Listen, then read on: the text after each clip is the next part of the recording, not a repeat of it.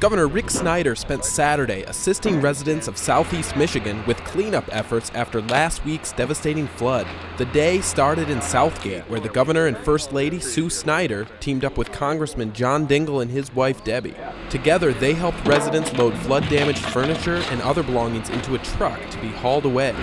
So we're in Southgate today with Sue, and we're with the Dingells, and we just want to help people out all throughout southeastern Michigan. So Oakwood County, Macomb yesterday, Wayne County today. And it's just awful to see how many families have had difficult times with all this flooding.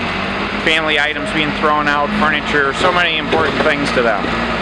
Then, the governor and congressman visited Oakwood Hospital in Dearborn. They saw firsthand the massive flood damage in the emergency room. Right now we're still focused on, I guess what I'd say, disaster recovery.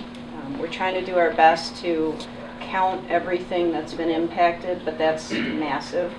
And they heard how staff and volunteers worked together to keep the hospital up and running. So we had trucks that came in with food. We had lunch, brown bag lunches, box lunches. We had to form, because all 22 elevators were out, a chain of humans to get all of the food all the way up to the 10th floor, to the 9th floor, the 8th floor. And everyone got box lunches until yesterday, and we served our first hot meals. The governor then headed downriver to visit the Wyandotte City Hall. He met with local residents and learned about the terrible impact the flood has had on area families. 43 years of memories, kids' pictures, everything wiped out. And matter of fact, I was just clearing stuff out like everybody else was right before we got here still. We're working hard on getting the damage assessments done. It doesn't bring the stuff back, but we're trying to work hard and got a state declaration out there already, working towards getting the federal government to hopefully assist.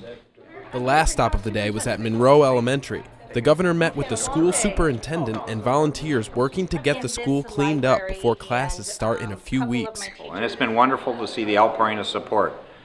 Block to block, we've seen people turning out to help one another, and that's the most important thing. Let's help each other now, and we'll go through the process of collecting other information and getting damage assessments and getting the information to the local community so we can put the information to the federal government and get as much support as possible. For more information about the response to the flood, visit michigan.gov/MIFlood.